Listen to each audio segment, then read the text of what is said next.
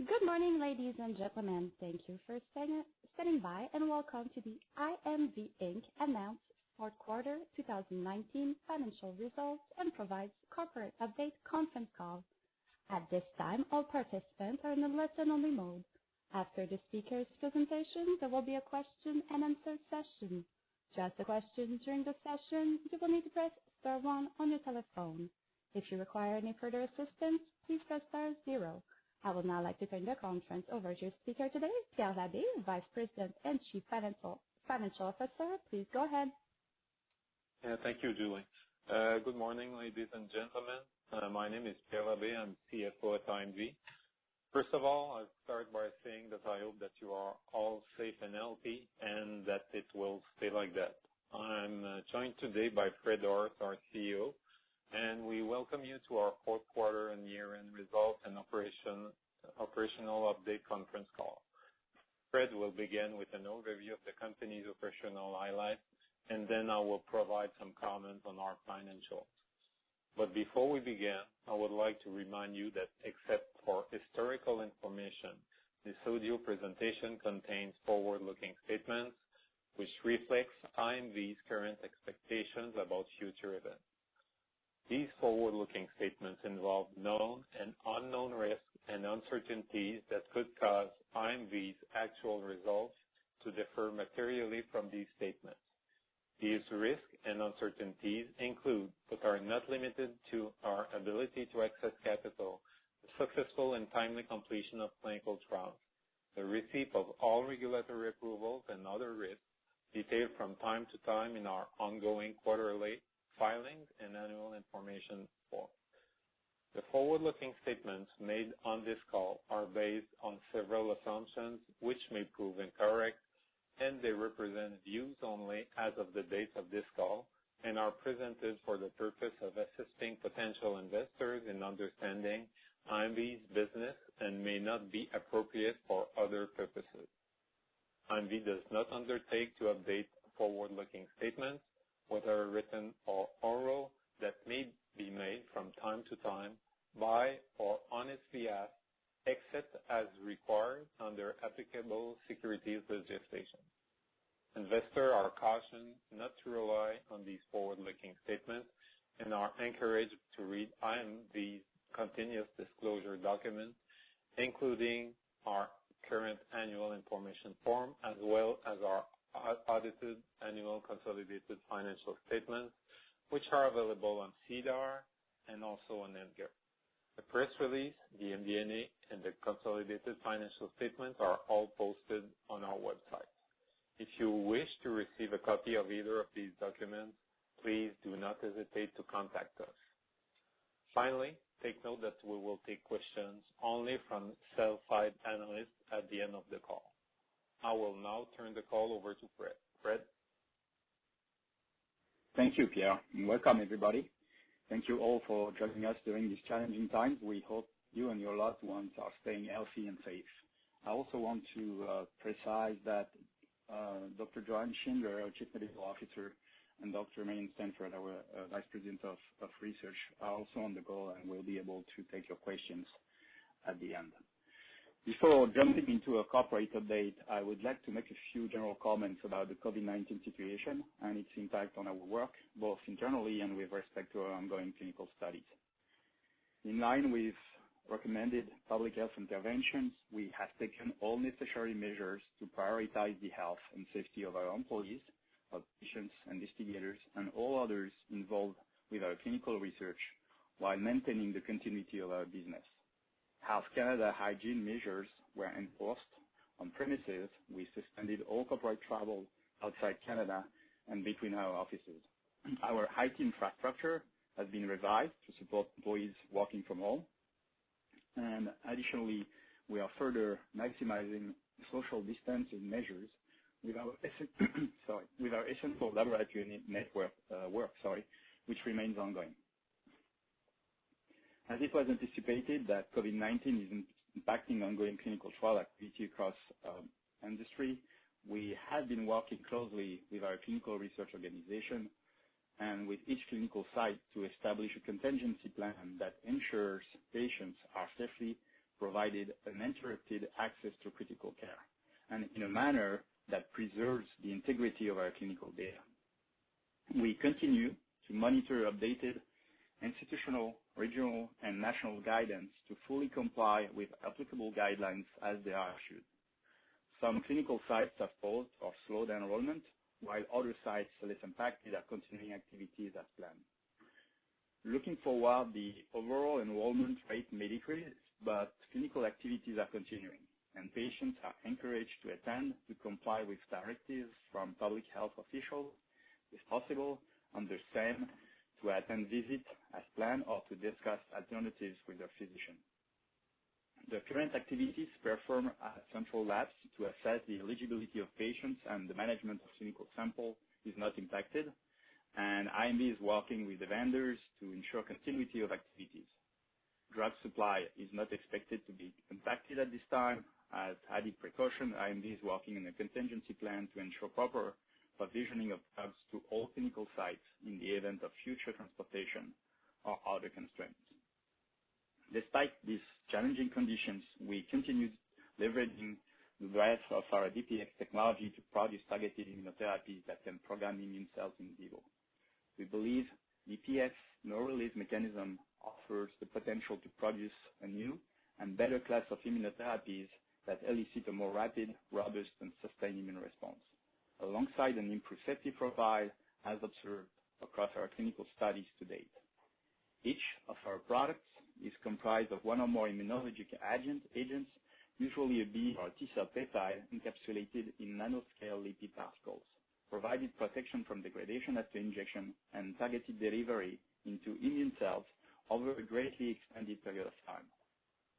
Throughout 2019 and into the new year, we have made significant progress in validating this approach and in advancing our clinical pipeline with our lead program, DPX Survivac, which is a targeted T-cell immunotherapy harnessing the potential of this unique delivery technology to target survivin. Survivin is a tumor-associated antigen that is overexpressed in more than 20 solid and hematologic cancers. To date, our clinical work has centered around the broad potential of this program in oncology, where we are testing DPX Survivac with intermittent low-dose cyclophosphamide, or CPA, used as an immune modulator to increase the level of survivin-specific T cells, and also exploring combination with Merck's Keytruda.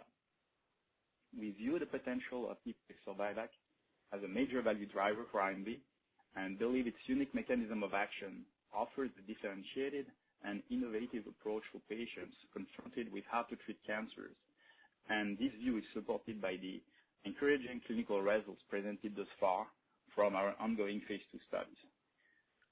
At the American Society for Hematology annual meeting in December, we provided an important clinical update from SPIRAL, an investigator-sponsored phase 2 study of DPX Survivac and intermittent low-dose CPA in combination with Merck's Keytruda.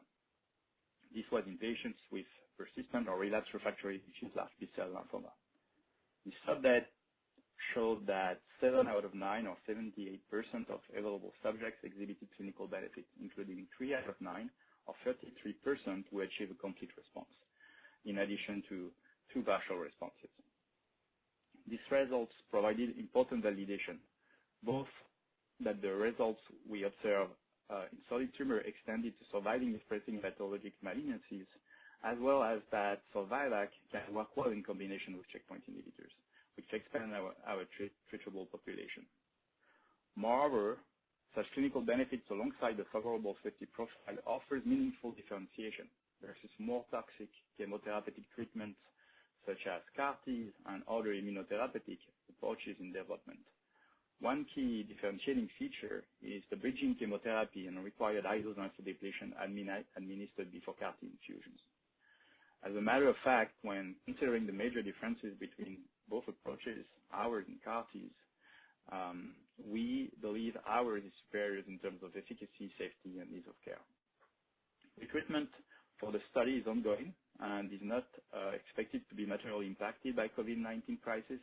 As of last week, 19 patients were enrolled out of a maximum of 25 targeted in the study.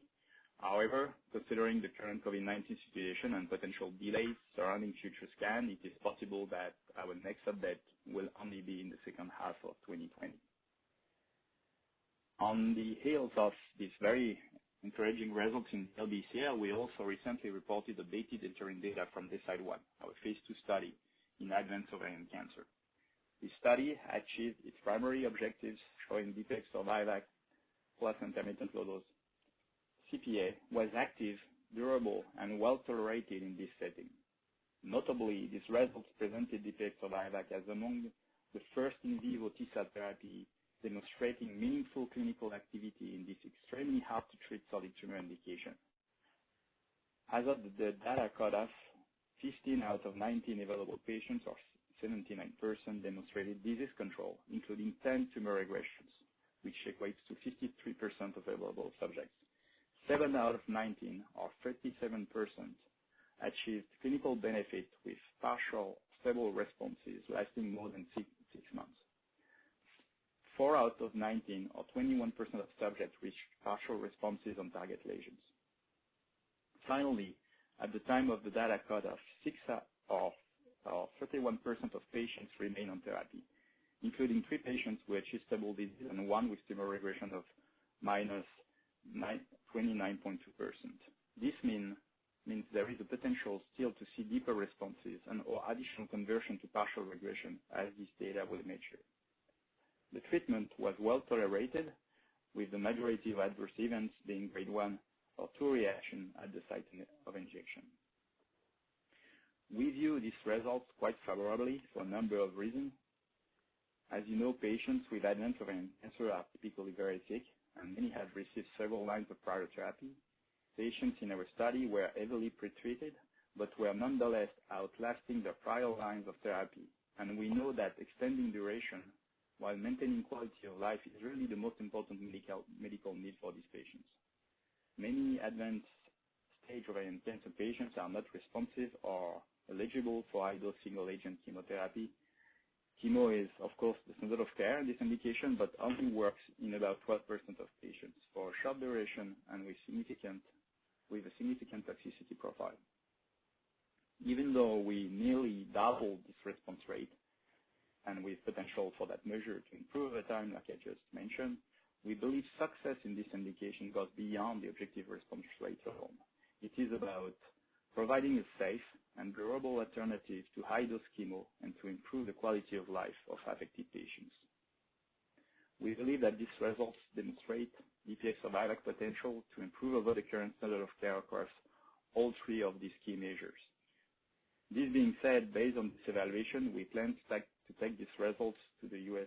Food and Drug Administration for a Type B meeting to align on the design of a Phase 2B study with the potential to support registration under accelerated approval in this indication. I will now provide an update on the Phase 2 basket study, where we are evaluating DPX survival with low-dose intermittent CPA used as an immune modulator in combination with Keytruda, and this across 5 cohorts of patients with advanced and metastatic solid tumors. Last fall, at the European Society for Medical Oncology annual meeting, we reported preliminary results from this study, which included a number of tumor regressions and partial responses, combined with an excellent safety profile, consistent with our observations in DLBCL and advanced ovarian cancer. With respect to recruitment, considering all cohorts, 19 clinical sites are currently activated and 82 patients are enrolled. Due to impacts on the COVID-19 pandemic, we anticipate the pace of future enrollment to slow down. We still intend to provide an update before the end of Q2 at ASCO. For patients who are already enrolled, the trial is ongoing, and we are committed to ensuring that they all have access to treatment. Before turning the call back to Pierre, I want to provide additional color and details around our pipeline beyond oncology, including our current initiative on the COVID-19 pandemic. Although our focus is on oncology, it is also part of our business plan to exploit the other multiple application of our DPX platform with partners. In collaboration with these partners, we have been advancing programs targeting infectious diseases, including a vaccine against respiratory syncytial virus, or RSV, and a vaccine against malaria, and our more recent work on COVID-19. For COVID-19, we are developing the vaccine in collaboration with Dr. Joanne Langley and Dr. Scott Alperin of the Canadian Immunization Research Network, and this is perfectly in line with our strategy of exploiting the technology outside of oncology. The CERN network, the Canadian Immunization Research Network, was created by the Canadian government in 2009 to develop clinical capacity in Canada to evaluate pandemic vaccine in situations like this. The network is now representing over 100 investigators across 40 Canadian institutions, involving experts in vaccine-related evaluative research and clinical development. It serves as a primary source of capacity to provide clinical data to inform public health decision-making about immunization programs in Canada. Our clinical results so far have highlighted the unique ability of our platform to elicit sustained immune responses, particularly in sensitive populations such as older adults and those with pre-existing conditions such as cancer. And those two populations are both the most at risk for COVID-19 and generally also more difficult to achieve adequate immune response following vaccination. Our decision on COVID-19 was based on clinical data supporting a strong rationale for DPX-based vaccine candidates against COVID-19, as well as a sense of social responsibility to join the global effort. So far, we have successfully used sequences of the virus and immunoinformatics to identify and predict several hundred epitopes on the virus, of which we have now selected 23 for their biological relevance and potential to generate neutralizing antibodies against the virus. We've teamed up with Dr. Gary Cominger, Director of the Research Center on Infectious Diseases at the University Laval in Quebec City, to perform preclinical assays to validate the safety and potency of the best vaccine candidate we will use for initiating the human clinical study. At the same time, we have now completed the design of the study. It is a 48 healthy volunteer phase 1 study, which will be conducted at 2 clinical sites. We also have initiated discussions with Health Canada in preparation for a clinical trial application, and a meeting is set for on the week of April 20th, and we anticipate moving ahead with the clinical study as soon as this summer. As we recognize that COVID-19 is perhaps the most pressing unmet medical need, we and our partners are working as fast as we can to advance this program through these clinical studies. Finally, going forward, we and our partners intend to provide regular updates on our progress toward initiating this clinical study, and this concludes my comments. I will now turn the conference over to Pierre for a review of our financials, our rating letter, for some closing remarks before we take your questions. Pierre? Thank you, Fred. I will start by reminding you that all the numbers I will be discussing are in Canadian dollars, and also I will be referring to figures that relates to the full year only. The net loss and comprehensive loss was 27.4 million, or 55 cents per share for the year ended December 31st, 2019, and it was 5.4 million higher than the net loss and comprehensive loss for the year ended December 31st, 2018. R&D expenses increased by 6 million for the year ended December 31st, 2019 compared to 2018. These increases are mainly due to expenses related to the ongoing basket trial, the preclinical development of DPX-SurMAGE for bladder cancer, and also salaries due to an increase in NCAP.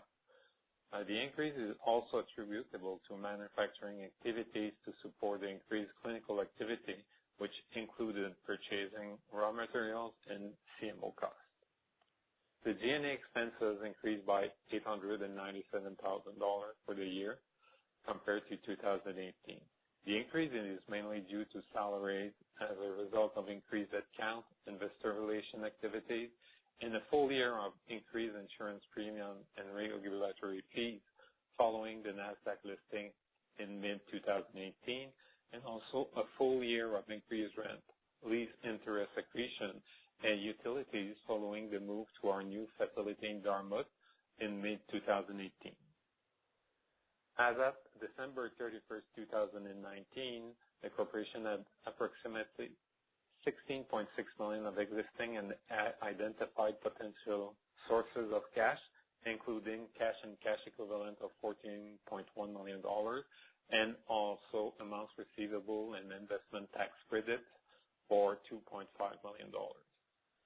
Based on our current forecast and ongoing program, management believes that its cash resources of $14.1 and its additional potential cash resources of $2.5 million at the end of 2019 will be sufficient to fund operation at least until the end of the third quarter of 2020.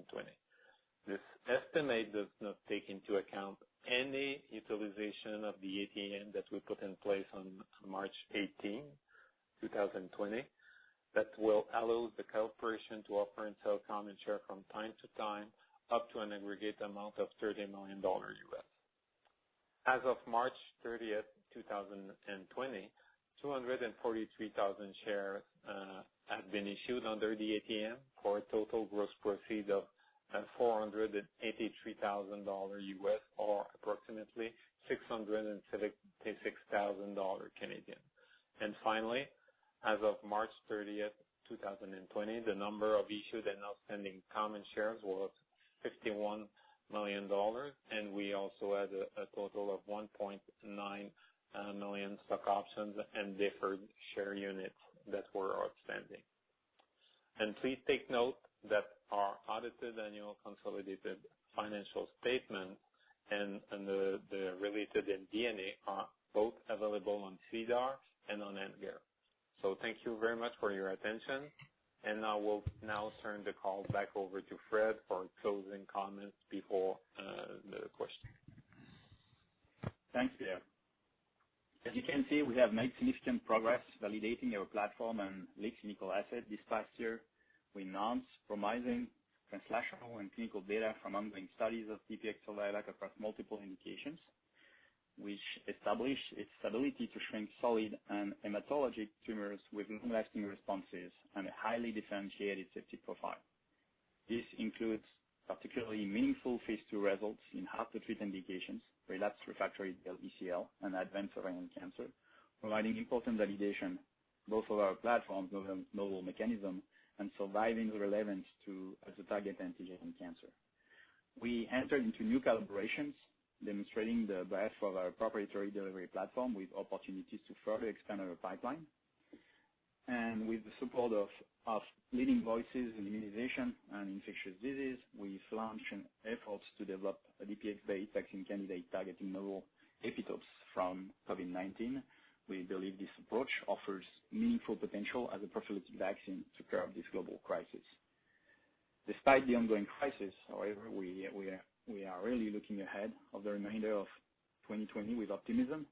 In the near term, we remain on track to report updated data from our phase 2 studies in ovarian, and including updated DLBCL as well as top-line data from our basket study in other solid tumor indications. As these results emerge, we plan to engage with regulators on the design of potential pivotal trials in support for an accelerated pathway for DPX-Survivac in advanced ovarian cancer and relapsed refractory DLBCL. Together with our collaborators, we'll work expeditiously to advance DPX COVID-19 as fast as possible, beginning with a phase 1 study launch expected this summer. And we will pursue plans for pipeline expansion with DPX-MAGE advancing towards the clinic. And as we and our partner, HEMS, DPX Technology, had additional targets of interest. As we continue making progress in our quest to deliver improved outcomes for patients, we are grateful for the continued support of all stakeholders, partners, shareholders, and employees. We look forward working closely with them as we continue to deliver on IMV's great opportunity for our 2020 and beyond.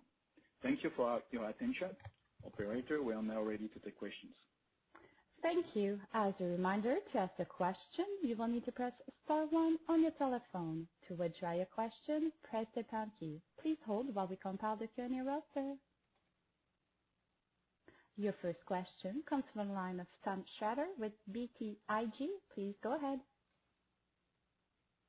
Hi, this is Kareri for Tom. Thanks for taking my question. I have a couple. Can you give us a sense on the number of patients for the basket trial that we might see later this year? Joanne, you want to take that one? Yeah, so I think as Fred had said, we have accrued 82 patients as of this point. So we would assume that this being the end of March, we'll be able to have at least, let's say, a couple months of data worth for patients. That's helpful, thanks. And is DPX SurMage phase 1 trial for bladder cancer still on track for first half of 2020?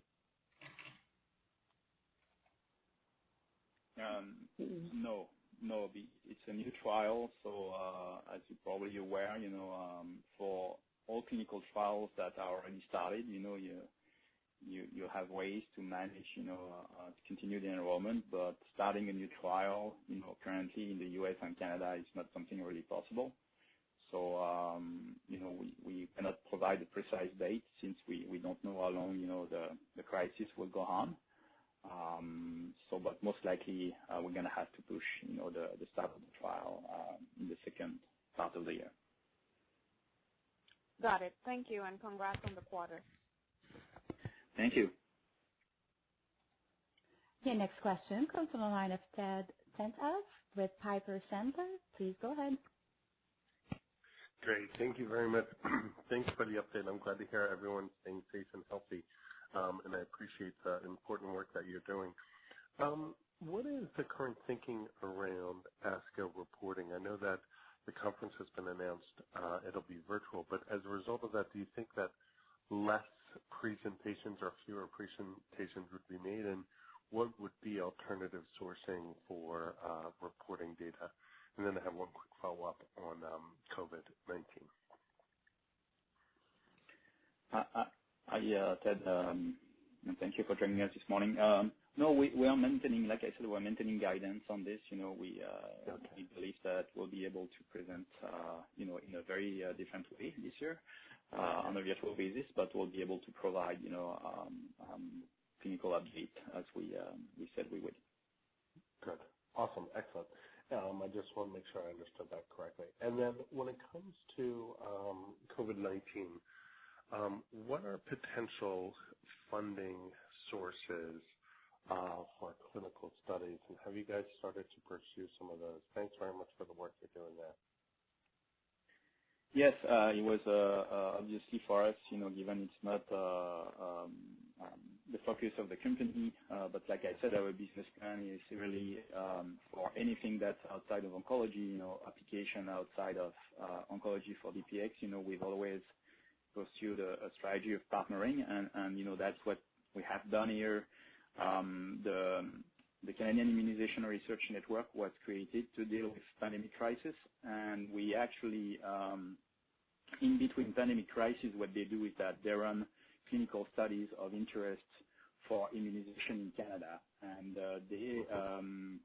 we already had a collaboration with them. The RSV vaccine, the DPX RSV vaccine that was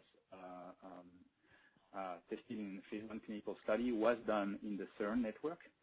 And so for us, it's really following that same, blueprint and path that we had with RSV, where we are partnering from the get-go with the Canadian government, the clinical part of the Canadian government, if you would say, for that. Now there's like for any country in the world, I think, governments are struggling to put in place, very quickly, funding for clinical development for vaccines in Canada. Getting organized. They've already, gave some grants, and we've applied to different parts of the government at the provincial level and at the federal level to get some grants also to accelerate the clinical development, and hopefully, on the base that the clinical trial is going to be positive, be able to move into a much larger scale and clinical study and supplying the vaccine to Canada. answered. That's really helpful. Thanks so much, Fred. Your next question comes from the line of Joe Pantginis with H.C. Wainwright. Please go ahead. Hey, everyone. Good morning, and hope you're all well as again in these times. Your updates with regard to your clinical programs and your clinical data have been quite clear, so I want to focus my question on COVID-19 as well, but more from the scientific rationale, and I guess I would ask it this way. Obviously, a lot of companies, I don't include you in this category, but a lot of companies have come out of the woodworks and saying we're going to be developing COVID-19 vaccines and jumping on the proverbial bandwagon. So I guess, I would look to see, you had some of this in your prepared comments, but looking for more details, why the DPX platform is well suited for this, number one, and number two, how you could really leverage your experience, your prior experience with regard to your RSV platform. Thanks, guys. Thanks, Joe. I'll start answering, and we'll ask Marianne to talk about, how we have approached, the development of targets for COVID-19. So the differentiation that we have, I think that there's two things important for us is we, as you know, we have a lot of clinical data in the difficult to vaccinate population that it is also at the same time the most at-risk population for COVID-19. And it's really a challenge for making vaccine work in the elderly population. It's been a challenge for flu and a lot of vaccines. So we believe that any technology that has the potential to address this challenge, should definitely be participating in the global effort. And that's really what we are doing. We have a very strong demonstration. We've made a very strong demonstration with that DPX-ISV in the older adult population. And, we are really using it as a blueprint, scientifically and clinically to develop the COVID-19. Marianne, if you could talk about, our differentiation in terms of, targeting epitopes versus, using the entire spike protein and the potential risk and the benefits we may have by having a targeted approach. Sure. Thanks for the call. And I think I'd build on what Fred said, is that we really wanted to build on what we did with RSV. And in RSV, we used 23 amino acid synthetic epitope to direct very targeted immune response to that portion of the virus. And so we are taking that same approach to COVID, where we're going to give a targeted component that we've used immunoinformatics to identify. Once we've down selected those targets, we should be able to very clearly sort of guided the immune response. And that's important when we're still generating information about the virus to be as targeted as possible, because you really want to try to avoid some of the negative aspects of the immune response. So we believe that targeting the immune response very specifically not only allows us to move rapidly, but it allows us to be very focused in what we're asking the immune response to do. Got it. Very helpful, guys, and stay well. Thanks, Joe. Your next question comes from the line of Jay Olson with Oppenheimer. Please go ahead. Hi. Thanks for taking the questions, and congrats on all the progress. Are there any additional details you can provide with regards to your plan to engage with the FDA for your end of phase 2 meeting and the design of your registrational trials? And I'm guessing at this point those interactions will probably be done virtually and not as a face-to-face meeting. But is there any other color you can provide around that? Joanne, you want to take this one? Hi. Thanks for the question. Yeah, I think that what we'll be doing is working with our investigators and outlining for ourselves the population that we need to address. I think we've already mentioned this to you before about the unmet medical need and where we believe we have an advantage. And so we'll take that together, provide that design, have those discussions with FDA, and take it from there. Okay. And any additional details on the timing of those potential interactions? So we've started them already in terms of our internal discussions and those with the investigators, so that I would anticipate this happening. I think we're shooting for Q3. However, we also know that, as you've already mentioned, some of these meetings are going to be perhaps delayed due to COVID-19 and more likely to be virtual as well. So we will do our best to keep this on track. Okay, great. Thanks. And if I could ask one question about the COVID-19 vaccine, can you comment on your manufacturing capacity, or is that something that would be done with a partner? Thanks for asking the question, because that's really a significant element of what we are bringing to the table in the fight against COVID-19. So our technology is a fully synthetic vaccine technology, like mRNA, DNA technologies. So all the advantages that we have, that are associated with synthetic vaccine technology, we do have the same. The quantity of just if I was to give you an example, there are suppliers in the world that can produce 20 kilograms of peptide, GMP peptide per week. If we were to use the same dose of that we use in DPX-IV, which was 25 micrograms, this would represent 800 million doses of vaccine per week. Meaning that, providing that you have all the fill and finish capacity, which is always, the limitation factor for production, but it shows that a technology like that, could have the capacity to vaccinate billions of people, providing, again, that the fill and finish capacity, but it will be there. But in terms of the production of the vaccine, that is a great advantage that we have in terms of production. And I'm not saying that we're going to do it alone.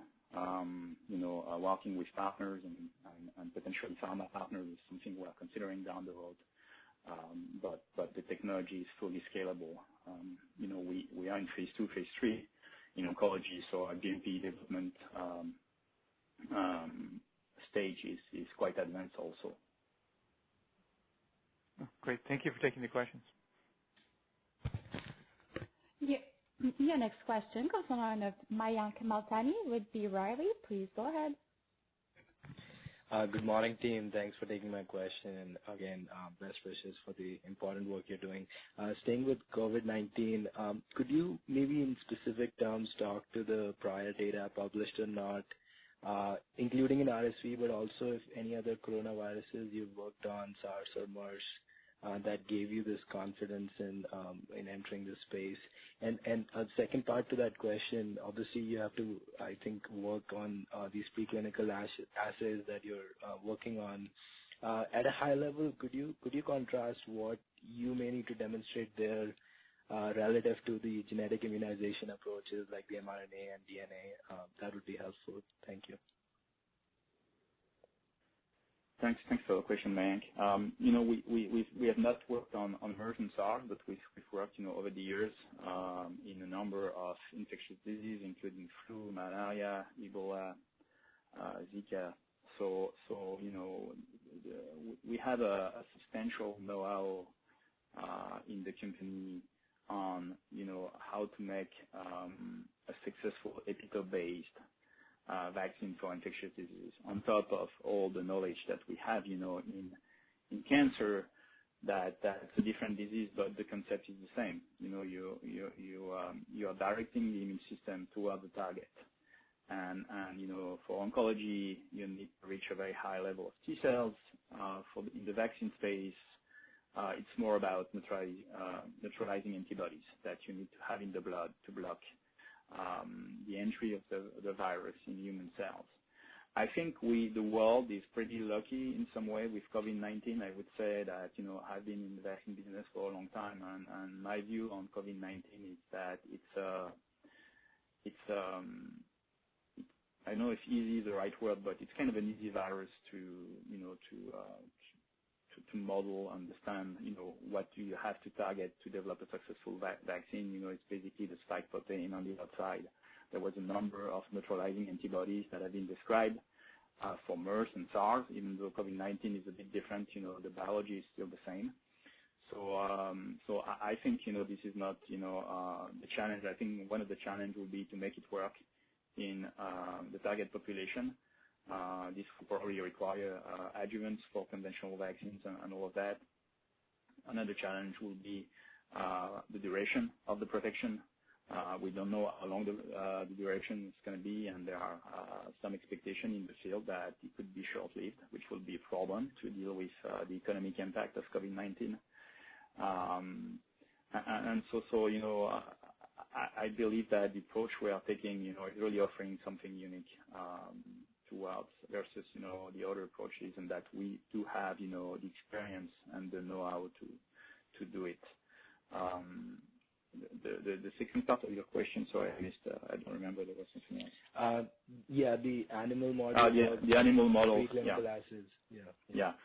So, I believe we're going to be doing more than, some of the what has been done with the early mRNA DNA vaccines, both on potency and safety, and this is really a decision that we've made to do that. So what we want to see is, first of all, strong immunogenicity, because again, if you are going into the target population, you need to start with very strong immunogenicity to make it work in the elderly population. But more importantly, as we are developing a targeted approach, like Marianne was explaining, we really want to select, the best neutralizing antibodies. So the two things we're going to be doing is basically immunogenicity and then neutralization assays to prove that, the antibodies that we are, or the epitopes that we are targeting are generating antibodies that are neutralizing the virus. So those are the two validation points that will make us selecting the best epitopes. And, as part of this, there's going to be also a more traditional toxicity study before starting the phase 1 study. Great. And then on DLBCL, very quickly, obviously the data at ASH looked pretty impressive relative to the more cumbersome approaches like CAR-Ts. But could you maybe talk to the response since then, and particularly on enrollment? And is there a way you could maybe characterize, because it seems like the enrollment has remained the same since then. So any color on what, again, in this current environment, you could do to sort of enhance that? Well, there was 2 additional patients enrolled, actually from the last date. But I will repeat what we said, that time where the data was released. It's an investigator-sponsored trial, so it's not a trial that's run by IMV. And the trial has a very simple primary objective, that is to evaluate the clinical activity of the combination between our treatment regimen based on T-cell therapy and Merck's Keytruda. And the simple answer this trial is trying to provide is given Keytruda doesn't have much activity in this indication, are we providing improving the level of activity of Keytruda, and are we seeing a level of activity that is high enough to justify moving into a larger trial, and company sponsored in this case, obviously. And what we said in December is that we were very close to be able to make that conclusion. There was a setting, in the investigator trial about the number of responses that had to be reached to be able to make that conclusion. And we are very, very close to that. So we remain confident that, even with some delays, due to the COVID-19 pandemic, we should be able to get to, the conclusion of this trial and on the primary objective. And then, like Joanne was talking about, for ovarian cancer in the same way, request a meeting with the FDA for a phase 2B that hopefully would be able to support approval under an accelerated approval. Great. Thanks for taking my questions, and be well and stay healthy, team. Thanks, Mayank. Your next question comes from the line of David Novak with Raymond James. Please go ahead. Hey, this is Archit on for David. Thanks for taking my question. I just have a quick one. On the funding for COVID-19, could you provide some additional color around how much capital you plan to allocate to this program, and perhaps what proportion of that do you expect to be funded by grants or other non-dilutive sources? Pierre, you want to take this one?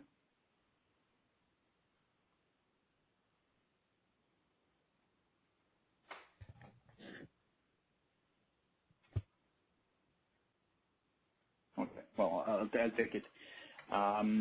So like I said earlier, our plan is to fund, the vast majority of this project, and especially, everything that's related to the clinical study and manufacturing through grants from different sources.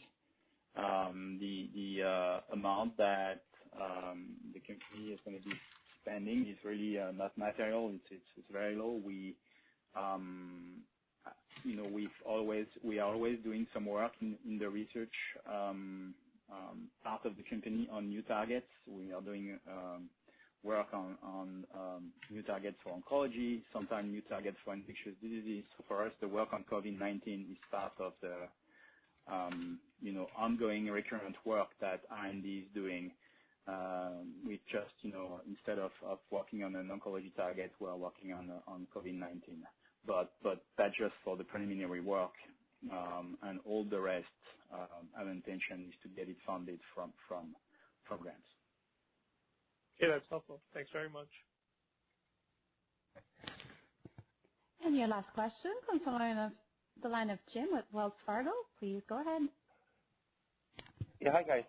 Thanks for taking the question, and like others, thanks for all the important work you're doing. So just maybe first on DPX Survivac and into ASCO in the basket study, which cohorts should we focus on the most? I'm assuming ovarian, but what other cohorts? And could you remind me of what the target response rates are across the 5 different cohorts? Joanne, can you do this one? Yeah, sure. So in terms of the targets, what we looked at was the past experience with Pembro in each of the different indications. So those were the targets that we were looking at, and to improve upon that. I think Fred's outlined that in the past about how we set up that trial with those sorts of indications where we might expect to see more response with Pembro versus those that we didn't. So in terms of the update, we were thinking that what we would be doing is separating out the different cohorts so that we could look at those that perhaps have accrued a little bit faster. And so that's the way it will play out, is to the cohorts that have accrued faster, such that we can give some more significant updates at ASCO. Great. And then maybe on the COVID-19 effort, could you maybe talk about any discussions you might have beyond Health Canada? Do you plan to have discussions with other regulators, or would this be a development program primarily focused on Canada? Thanks for the question, Jim. We do have presence in the U.S. as well. We have 2 employees, and we have a contract manufacturing organization based in the U.S. So we can also be a potential relevant player in the U.S. I'm sure you understand that when governments are looking at pandemic planning and vaccine supply, the presence of manufacturing capacity within the borders of the country is something absolutely key and important in any consideration. So for us, the way we are seeing it is that there are really two countries where we could, be a player. There is Canada and there is the U.S. And we've also, had some interaction with BARDA in the U.S. It's just at the beginning, so I cannot, really provide guidance or where this might go, but we do have submitted preliminary documents to BARDA for consideration. And then maybe just one final question and how this might differentiate from other approaches, but you have highlighted the validation of the DPX platform in generating immune responses in more compromised patients. Most vaccine trials focus on younger healthy volunteers. Is there any thought that you can include older healthy volunteers to show induced immunity in those patients that are harder? Yeah, great question, thanks. So we are, we are planning to do the trial in 18 to 64, which is a bit different from, I think, what's being done in the U.S. and in some other trials. The 50 to 64 is a population that is considered as some type of surrogate for the elderly population. It's difficult, to do your first phase 1 study safety, as you can imagine, indirectly into the elderly population and the compromised population. But what has been done in Canada and the CERN network, has done a lot of studies this way. You can get a sense of what you can expect to see in the elderly population by studying that subpopulation in between 50 to 64, where the immune system is already waning. And so that's what we're going to be doing. We're going to be looking at that subgroup and see if we can perform as well as we have with DPX in subgroup as a surrogate for the elderly. And just one final question, if you'll allow me. Typically in vaccine trials, the target is some fold increase in neutralizing antibody titers over base immunity in previously exposed patients. And so do you expect to get some insights into what that level of neutralizing antibody titer is in COVID-19 patients from Health Canada? Or, how do you target an appropriate antibody titer in advance of knowing what the kind of base immunity is? And is that the right way to think about it? Well, we'll definitely, and Joanne, you can jump in or correct me if I'm wrong, but we'll definitely, use some of the serological assays that are in development and to get an understanding of what was the immune setting before getting vaccinated. The difference that we have, Jamie, is we are using a very targeted approach. So we are targeting, specific neutralizing antibodies, specific epitopes. So it's not like vaccinating with the entire virus or with the spike protein where you don't really know, what's going to be the immunodominant epitopes and immunodominant antibodies, and then you have to try to figure that out from the blood. For us, we exactly know, the